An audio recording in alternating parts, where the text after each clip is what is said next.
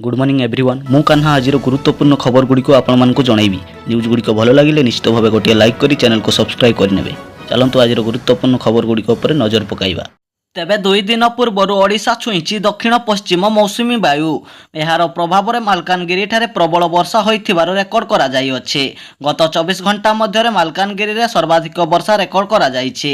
सेहीपरि दारिंगबाड़ी, टिटिलागढ़, केन्दुझर, फुलवाणी रे चांदबाली रे किछि मात्रा रे वर्षा होइथिबार खबर सामना को आसी अछि। तेबे आज मध्य दारिंगबाड़ी, टिटिलागढ़, केन्दुझर, फुलवाणी, चांदबाली रे प्रबल वर्षा हेबार संभावना रही अछि। परवर्ती अपडेट रही श्रीमंदिर परिसर में पुणी लगिला लाइट। राज्य सरकार हस्तक्षेप पर शनिवार पुणी थरे श्रीमंदिर सिंहद्वार सम्मुख में आलोक व्यवस्था करा जाई अछि। परवर्ती अपडेट रही राजनीति अवसर नेले अच्युत सामंत। राजनीति अवसर नेले बीजेडी नेता तथा पूर्वतन सांसद अच्युतानंद सामंत। एने सोशल मीडिया रे घोषणा होईछि। परवर्ती अपडेट रही जेल विभाग में बड़ धरणर अदल बदल हेउछि। निर्वाचन आचरण विधि उठिबा परे जेल विभाग बड़ धरणर अदल बदल होईछि। जेल विभाग में 19 जन जेलरक बदली होईछि। परवर्ती अपडेट रही जून मास 17 तारिख में खोलिब स्कूल। तेबे आसंता 17 तारिख में राज्यर समस्त स्कूल खोलिब। एने सप्ताहे पूर्व प्रस्तुति कराजिबो एवं श्रेणी गृह नहीं शौचालय सबको परिष्कार करने नहीं गणशिक्षा विभाग निर्देश देइछन्ते। परवर्ती अपडेट रही 11 तारिख में मुख्यमंत्री ना घोषणा।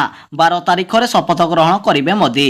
तेबे आज नुआ मुख्यमंत्री शपथ नेबे बोली दल पक्षर दिन धार्य होइथिला। हेले वर्तमान सुधा ओडिशार मुख्यमंत्री किए हेबो ताहा स्पष्ट होई पारु नथिला। शपथ ग्रहण कार्यक्रम को घुंचाई मध्य दिया जाई अछि।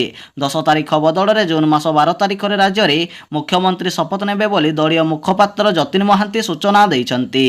परवर्ती अपडेट रही किसान सम्मान निधि योजना रे बढ़िला 2000 टंका। कृषक मानक पाई बड़ घोषणा करिसंती राजस्थान सरकार। किसान सम्मान निधि रे 2000 टंका वृद्धि करने राजस्थान रो मुख्यमंत्री भजनलाल शर्मा घोषणा करिसंती। परवर्ती अपडेट रही भुवनेश्वर रे लागिबो स्पाइक बैरियर। राजधानी रे भुवनेश्वर रे दिनकु दिन दुर्घटना मामला बढ़िबारे लागिछि।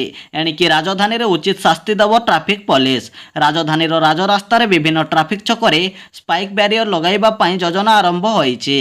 परवर्ती अपडेट रही एणिकी फ्लिपकार्ट एवं फोनपे रे आसीबो आईपीओ।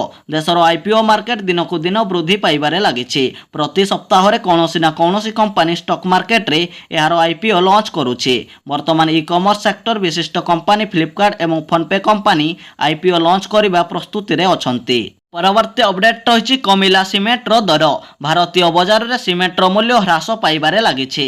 जदि केही लुहा छड़ किनिबाकू चिंता करुछंती तेबे आज भारतीय बजार में लुहा रडर दर क्विंटाल पिछा 6500 टंका रही अछि एवं सिमेंटर दर 310 टंका रे पहुंचिछि। परवर्ती अपडेट रही राजनीति छाड़िले भिके पांड्यान। सक्रिय राजनीति अवसर घोषणा कले भिके पांड्यान।